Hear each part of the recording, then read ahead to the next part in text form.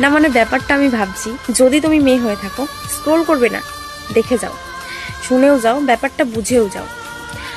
একটা ছেলে কতটুকু বেহায়া হয়, কতটুকু সেলফিশ হয়, নিজের দিক থেকে নিজেরটাই ভাবে না ভাই।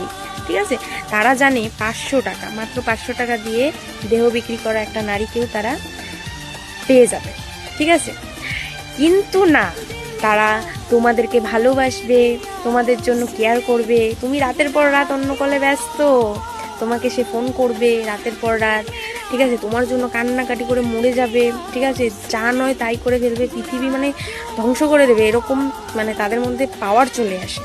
ঠিক আছে, তারপরেও তোমরা সেই ভালোবাসাটাকেই বুঝতে চাও না ভাই। এত কিছু তাদের থাকার পরেও যে তারা জানে যে একটা 500 টাকা 1000 টাকা দিলে তারা রাতের পর রাত মেয়ে পেয়ে যাবে, তারপরও তোমার জন্য কেয়ার করে, তোমাকে ভালোবেসে সে দুনিয়াটাকে উলট পালট করে দেবে, কিন্তু না।